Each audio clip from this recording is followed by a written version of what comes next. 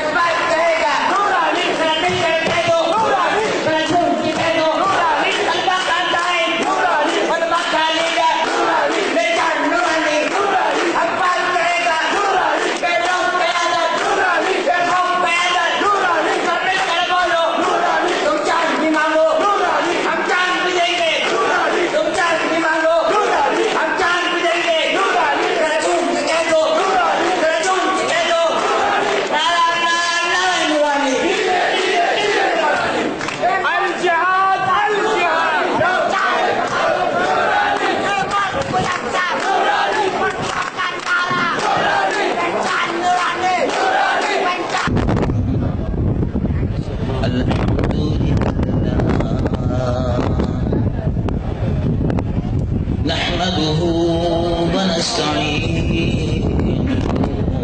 ونستغفره ونؤمن به ونتوكل عليه ونعوذ بالله من شرور أنفسنا ومن سيئات أعمالنا. من يهده الله فلا مضل له ومن يضلله فلا هادي له. ونشهد أن لا إله إلا الله وحده لا شريك له. ونشهد أن سيدنا ونبينا وحبيبنا ومولانا محمد صلى الله تعالى عليه وسلم عبده ورسوله الذي أرسل إلى الخلق كافة بشيرا ونذيرا وداعيا إلى الله بإذنه وسراجا منيرا. وبشر المؤمنين بأن لهم من الله فضلا كبيرا. فهو الحبيب الذي ترجى شفاعته لكل هول من الأهوال مقتحمه. ومن تكن برسول الله نصرته إن تلقه الرشد في أجامها تجمي. يا رب صل وسلم دائما أبدا على حبيبك خير الخلق كلهم. اللهم صل على حبيبك سيدنا مولانا محمد صاحب الوجه الأنور والجبين الأزهر صلاة وسلاما عليك يا سيدي يا رسول الله. حضرت محترم گرامی قدر صاحبزادہ ڈاکٹر مفتی ابوالخیر محمد زبیر صاحب، مقتدر علماء کرام،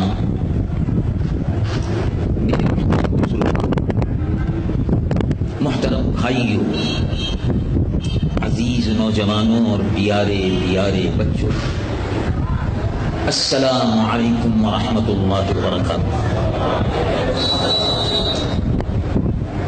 میں جمعیت علماء پاکستان حیدرآباد کا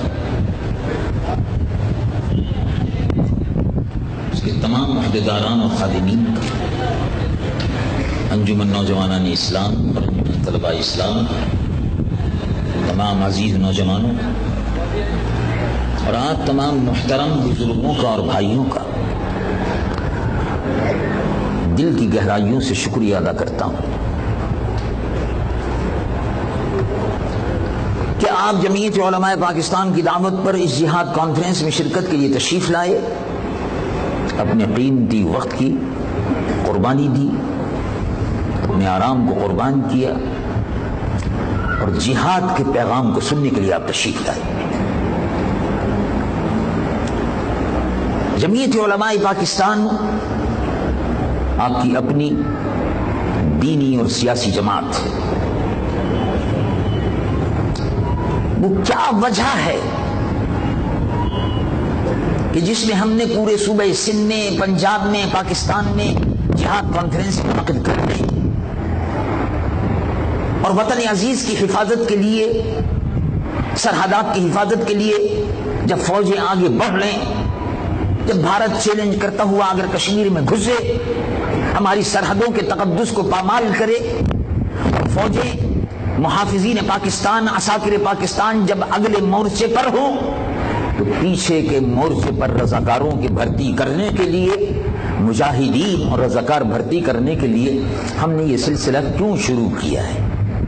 یہ آپ کے اور ہمارے ذہن میں سوالات آتے ہوں گے اور یقیناً آنے چاہیے۔ جہاد کانفرنس کے موقع کیا ہے؟ بات اصل میں یہ ہے کہ مسلمان تو ہر وقت جہاد کے لیے تیار رہتا ہے، تیار کرنے کی ضرورت ہے، جہاد کے لیے تیار رہنا چاہیے۔ اللہ رب العالمین جل جلالہ عما والہ نے اس قوم کو تو، جو رسول اللہ کی امت ہے، ان کو تو مجاہد پیدائش سے لے کر جوانی تک، جوانی سے لے کے بڑھاپے تک ان کو جہاد کے لیے، جہد مسلسل کے لیے اللہ رب العالمین نے قرآن میں حکم دیا۔ رسول اللہ صلی اللہ علیہ وسلم نے ارشاد فرمایا کہ ہم وقت مسلمان مجاہد رہتا ہے، وہ شخص بھی جو پانچوں وقت نمازوں کے لیے مسجد میں حاضری دیتا ہے وہ بھی مجاہد ہے، جو برائیوں کے خلاف جہاد کر رہا ہے وہ بھی مجاہد ہے، جو روزہ رکھ رہا ہے وہ بھی مجاہد ہے، اور جو وطن عزیز کا دفاع کرنے کے لیے اپنے خون کی قربانی دے رہا ہے وہ بھی مجاہد ہے اور غازی ہے۔ تو ہمارے یہاں تو تسلسل سے مجاہد بنایا گیا ہے، برائیوں کے خلاف جہاد کرنے والا بھی مجاہد ہے، نیکیوں کو پھیلانے والا بھی مجاہد ہے، اور جہادی قوتیں جو وطن عزیز کی سرحدوں پر جو بھارت چیلنج کر رہا ہو، اس چیلنج کا مقابلہ کرنے کے لیے جو جان کی اور مال کی قربانی دے رہا ہے وہ بھی مجاہد ہے۔ فرق صرف اتنا ہے کہ سمجھنے کا فرق ہے۔ لوگ یہ سمجھتے ہیں کہ اس وقت جہاد کی باتوں کی کرنے کی ضرورت نہیں ہے، شاید بعض لوگ یہ سمجھتے ہوں گے۔ تو میرے عزیز محترم، میرے پیارے بھائی اور بہن اور عزیز نوجوانوں اور بزرگوں، جب بھارت یہ کہتا ہے کہ ہم کشمیر پر قبضہ کریں گے، جب بھارت یہ کہتا ہے کہ ہم تعاقب کریں گے، تعاقب کریں گے، جو اس نے کہا ہے، یہ لفظ استعمال کیے، ہم تعاقب کریں گے، ہم آزاد کشمیر پر قبضہ کریں گے اور پاکستان کو سبق سکھائیں گے، اس سے پہلے بھی اس نے دھمکی دی تھی اور تھوڑے ہی عرصے کے بعد سن 1965 میں اس پر اس نے عمل کیا۔ آج پھر وہ دھمکی کی زبان استعمال کر رہا ہے۔ ایسے وقت میں قوم خاموش ہو کر بیٹھ جائے، اختلافات کی نزل ہو جائے، چھوٹے چھوٹے مسائل پر جھگڑا کرنے لگے، تو آپ بتائیے پھر یہ قوم اگر افواج پاکستان کی پشت پر نہ ہو، جب وہ سرحدوں پر لڑ رہی ہو اور قوم یہاں آپس میں لڑ رہی ہو، تو بتائیے کہ پھر بھارت کا مقابلہ ہو سکے گا؟ یقیناً نہیں ہو سکے گا۔ آپ کو یاد ہے آپ کے مرحوم وزیر اعظم نے، لیاقت علی خان مرحوم نے، اللہ ان کو جنت نصیب فرمائے، انہوں نے جہانگیر پارک میں جب بھارت نے اپنی فوجیں پاکستان کی سرحد پر 1951 میں لا کر کھڑی کر دی تھی تو مرحوم وزیر اعظم نے مکہ دکھایا تھا، اور آپ کو معلوم ہے صرف مکہ دکھانے کا اثر یہ ہوا کہ دوسرے دن بھارت نے اعلان کیا کہ ہم اپنی فوجیں ہٹا رہے ہیں، اس لیے کہ مکے سے وہ سمجھ گیا کہ قوم متحد ہے، قوم اگر متحد ہوگی تو بھارت کو کبھی پاکستان پر حملہ کرنے کی جرأت نہیں ہو سکتی، ہندو بزدل ہے۔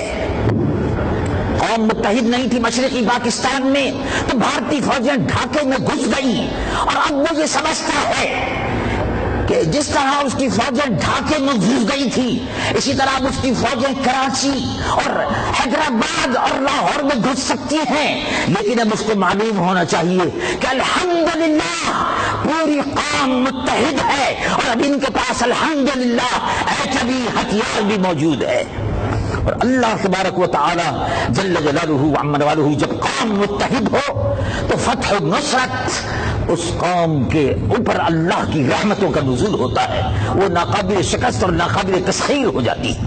یہ آپ کے اتحاد کی برکت تھی۔ ابھی صاحبزادہ صاحب نے جیسے کہ ارشاد فرمایا، محترم نواز شریف صاحب کے بھائی صاحب تشریف لائے تھے ملنے کے لیے، انہوں نے پیغام دیا اور انہوں نے مجھ سے تحریری طور پر مطالبہ کیا کہ آپ کچھ لکھ کر دیں کہ جس سے آگے چل کر حکومت اس پر عمل کرے۔ وہ میں نے وہ چیزیں لکھ کر بھی دی، اور انہی میں یہ ایٹمی دھماکہ بھی تھا، انہی میں جنوں کی تعطیل کا مطالبہ بھی تھا، انہی میں نظام مصطفیٰ کے نفاذ کا مطالبہ بھی تھا، اور انشاءاللہ العزیز ہم یہ سمجھتے ہیں کہ اللہ تبارک و تعالی جل جلالہ وعم والہ کا خاص کرم ہے اس قوم پر کہ اگرچہ سیاست دانوں نے اپنی بدعمالیوں کے سبب اس قوم کو رسوا کر دیا تھا، اور یہ قوم دنیا بھر میں کرپشن میں نمبر 2، ساری دنیا میں کرپشن میں نمبر 2۔ اب مغربی اخبارات لکھ رہے ہیں کہ ٹیکنالوجی میں عالم اسلام میں مسلمان اب نمبر 1 قوم ہو گئی ہے۔ یہ اللہ تبارک و تعالی کا فضل ہے۔ ایٹمی دھماکے سے بھارت کے کفر کے پنڈتوں کے ایوان میں، بت پرستوں کے ایوان میں زلزلہ آ گیا، یورپ لرز رہا ہے، لیکن میں سبحان اللہ اس سلسلے میں میرے آقا حضور پر نور سید العالمین محمد رسول اللہ صلی اللہ علیہ وسلم کے نگاہ مصطفیٰ کے قربان جاؤں۔ 1400 سال پہلے، 1450 سال پہلے میرے آقا صلی اللہ علیہ وسلم مسجد نبوی میں رونق افروز ہے۔ کیا عجیب و غریب واقعہ ہے۔ حضور پر نور صلی اللہ علیہ وسلم ارشاد فرما رہے ہیں صحابہ سے، اطلب العلم، علم حاصل کرو۔ مسلمان کو علم حاصل کرنے کا حکم دیا گیا ہے۔ مسلمان کو علم حاصل کرنے میں کبھی پیچھے نہیں رہنا چاہیے۔ مسلمانوں کو علم حاصل کرنے میں ہمیشہ اپنی برتری کا، اپنی علمی قابلیت کا اور اپنی عقل اور وژڈم کا مظاہرہ کرنا چاہیے۔ رسول اللہ صلی اللہ علیہ وسلم نے ارشاد فرمایا اطلب العلم، علم حاصل کرو۔ اب دیکھیے علم حاصل کرنے کے لیے ہمارا نوجوان بہت سے جن کو موقع مل جاتا ہے امریکہ جاتے ہیں اور یورپ جاتے ہیں، انگلینڈ جاتے ہیں، روس بھی جاتے ہیں، لیکن میرے آقا صلی اللہ علیہ وسلم نے کیا ارشاد فرمایا؟ امریکہ کا نام نہیں لیا، رسول اللہ نے برطانیہ کا نام نہیں لیا، رسول اللہ صلی اللہ علیہ وسلم نے روس کا نام نہیں لیا، حالانکہ وہاں بہت سے لوگ جاتے رہتے ہیں اب بھی۔ اور اب تو امریکہ، برطانیہ اور فرانس وہ مسلمان لڑکے جو بی ایس سی میں، بی ایس سی ٹیکنالوجی میں، بی ایس سی کمپیوٹر میں، بی ایس سی فزکس میں، ایم اے فزکس میں داخلہ لینا چاہتے ہیں، ان کو داخلہ ہی نہیں دیتے اب تو۔ امریکہ ذرہ برابر بھی ٹیکنالوجی کبھی اس نے ہم کو منتقل نہیں کی پاکستان میں. وہ عالم اسلام کا دشمن یہودی اس کے سر پر بیٹھا ہوا ہے امریکہ کے، اور یہ سب عیسائی فرانس اور برطانیہ یہ سب اسلام کے دشمن ہیں. رسول اللہ صلی اللہ علیہ وسلم مسجد نبوی میں بیٹھ کر فرما رہے ہیں اطلب العلم، صحابہ علم حاصل کرو. تو کسی نے سوچا شاید حضور فرما رہے ہیں علم حاصل کرو مطلب حدیث پڑھا کرو، تفسیر پڑھا کرو. تو سبحان اللہ، ہم تو تفسیر اور حدیث اور فقہ یہاں مسجد نبوی میں سیکھ رہے ہیں، لیکن رسول اللہ نے فرمایا علم حاصل کرو. اطلب العلم ولو بالصین، چاہے چین جانا پڑ جائے. 1450 سال پہلے نگاہ مصطفیٰ چین کو دیکھ رہی تھی، نگاہ مصطفیٰ چین کو ملاحظہ فرما رہی تھی، اور وہ سمجھتے تھے کہ آنے والا وقت آئے گا مسلمانوں کے لیے ٹیکنالوجی کا اگر کہیں دروازہ کھل سکتا ہے تو وہ چین میں کھل سکتا ہے. اللہ دیکھو، قربان جاؤ میرے رسول پر، قربان جاؤ عرشیوں کے آقا فرشیوں کے داتا مصطفیٰ پر قربان جاؤ، ان کی نگاہ پر قربان جاؤ. اطلب العلم ولو بالصین، چاہے چین جانا پڑ جائے جاؤ. اگر ٹیکنالوجی مل سکتی ہے تو وہیں سے ملے گی، اور چنانچہ مل کر رہی. آج آپ کے یہاں کامرا ہے جہاں ہوائی جہازوں کی اوور ہالنگ ہو رہی ہے. آج آپ کے یہاں ہیوی مشینری کمپلیکس جہاں خالد ٹینک تیار ہو رہا ہے. یہ سب آپ کے یہاں چین کی ٹیکنالوجی ہے جو اس نے منتقل کی ہے. مشین ٹول فیکٹری لانڈی ہے، یہ سب ٹیکنالوجی چین نے آپ کو منتقل کی ہے. رسول اللہ کے فرمان پر قربان جاؤ، انہوں نے جو فرمایا تھا وہ آج پورا ہو رہا ہے. اللہ تبارک و تعالیٰ نے یہ سنہری موقع عطا فرمایا. اب لوگ جب انہوں نے دیکھا کہ قوم ایٹمی پروگرام پر متفق ہے، پوری قوم کراچی سے لے کے پشاور تک خیبر تک گونج رہا تھا کہ دھماکہ کرو، چنانچہ دھماکہ ہو گیا. کفر کے ایوانوں میں زلزلہ آ گیا، اللہ اکبر کی صدائیں بلند ہو رہی تھی. کراچی سے خیبر تک نہیں، ساری دنیا میں جہاں مسلمان رہتے ہیں ان کا سر فخر سے بلند ہو گیا. اللہ تبارک و تعالی نے موقع عطا فرمایا. حیدرآباد کے مجاہدوں اور غازیوں، اللہ تعالیٰ آپ کو بھی سلامت رکھے. آپ بھی اس مہم میں پیش تھے، آپ بھی کہتے تھے دھماکہ کرو، لیکن اب قوم بظاہر بٹتی ہوئی نظر آ رہی ہے. ایک مسئلے میں قوم کو الجھا دیا گیا ہے. اب دشمن بھی یہی چاہتا کہ آپس میں لڑیں، سر پھٹبل ہو. کیا مسئلہ آ گیا؟ کالا باغ ڈیم. کالا باغ ڈیم. میرے محترم، اگر کوئی مجھ سے یہ کہے مولانا صاحب یہ کالا باغ ڈیم جو ہے اس کو بننا چاہیے نہیں بننا چاہیے، تو ظاہر ہے میرا جواب یہ ہوگا کہ بھائی مجھے معلوم نہیں، میں کوئی انجینئر تو ہوں نہیں. اگر آپ کو نماز کا کوئی مسئلہ پوچھنا ہے، نکاح کا مسئلہ پوچھنا ہے، خلا کا مسئلہ پوچھنا ہے تو میں حاضر ہوں. اب آپ مجھ سے ہی پوچھ رہے ہیں کہ ڈیم بننا چاہیے یا نہیں بننا چاہیے، تو بڑی عجیب سی بات ہے. ارے بھائی ڈیم بننا نہ بننا یہ معاملہ انجینئروں کا ہے، یہ معاملہ انجینئرز کا ہے. دریائے سندھ پر کالا باغ کے مقام پر اس کو روک کر پانی روکنا چاہیے اور پھر بجلی بنانی چاہیے یا نہیں بنانی چاہیے. آپ خود سوچئے، میں کیا کہہ سکتا ہوں بھائی، مگر ہاں میں ایک تجویز دے سکتا ہوں. میں یہ تو نہیں کہہ سکتا کہ بننا چاہیے کیونکہ میں انجینئر نہیں ہوں. میں یہ بھی نہیں کہہ سکتا کہ نہیں بننا چاہیے کیونکہ میں انجینئر نہیں ہوں. پانی کو کیسے روکنا ہے کہ نہیں روکنا ہے، اس کا روکنا مفید ہے یا نقصان دہ ہے، میں کوئی انجینئر تو ہوں نہیں. تو خام خواہ کو میں آپ سے لڑ کے اپنے آپس میں لڑ کے اپنا وقت کو کیوں ضائع کروں. تو میں سیدھے سادہ جواب دیتا ہوں کہ بھائی میں تو انجینئر نہیں ہوں، لیکن میں ایک مشورہ آپ کو دے سکتا ہوں. وہ یہ کہ اس میں لڑنے کی کوئی ضرورت نہیں ہے. ہمارے یہاں کونسل آف کامن انٹرسٹ موجود ہے. دستور میں تمام صوبوں کے مسائل سے متعلق حل کرنے کے لیے ایک صوبائی کونسل موجود ہے، کونسل آف کامن انٹرسٹ.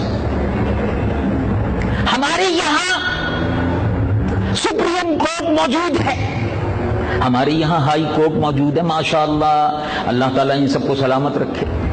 ہمارے یہاں دستور موجود ہے. اس دستور کے ذریعے سے، کونسل آف کامن انٹرسٹ کے ذریعے سے اور سپریم کورٹ کے جج کے ذریعے سے، چاروں سپریم کورٹ سے ایک ایک جج لے لیا جائے، سپریم کورٹ سے ایک جج لے لیا جائے، اور ان جج صاحب کی جو سپریم کورٹ میں ہو ان کی سربراہی میں کمیشن بنا دو، تو 5 ججوں پر کمیشن ہو گیا. 4 ہائی کورٹس کے ایک ایک، ہر ایک ہائی کورٹ سے ایک ایک جج، سپریم کورٹ سے ایک جج وہ چیئرمین، اور یہ 5 جج تمام صوبوں کے جو چیف انجینئر ہیں ان کو بلائیں، اور چیف انجینئر کو جو اریگیشن کے، پانی کے، نہری نظام کے انجینئر ہیں ان کو بلائیں. جو پروفیسر ہیں انجینئرنگ کالج میں نہری نظام کے متعلق پڑھاتے ہیں ان کو بلوائیں. ان سے پوچھیں آیا ڈیم بننا چاہیے یا نہیں بننا چاہیے. اگر وہ جج صاحب اور سپریم کورٹ کے جج، ہم سپریم کورٹ کے فیصلوں کو مانتے چلے آ رہے ہیں، اگر وہ کہتے ہیں کہ نہیں بننا چاہیے تو کہہ دو بھائی نہیں بننا چاہیے. اور اگر وہ کہہ دیں انجینئر اور چیف جسٹس صاحب اور جج صاحبان کہہ دیں کہ بننا چاہیے، تو کس شرط پر بننا چاہیے، پانی کتنا کس کو ملنا چاہیے، اور کتنا حصہ میں بجلی کس کی آنی چاہیے، رائلٹی کس کو ملنی چاہیے، یہ سارے مسائل وہ سپریم کورٹ میں طے ہوتے رہتے ہیں. بہت سے مسائل یہ مسئلہ بھی سپریم کورٹ طے کر سکتی ہے. میرے محترم بھائی، اب آپ سوچئے کہ اگر سپریم کورٹ اس مسئلے کو طے کر دے، تمام ججز مل کر اس کو طے کر دیں، تمام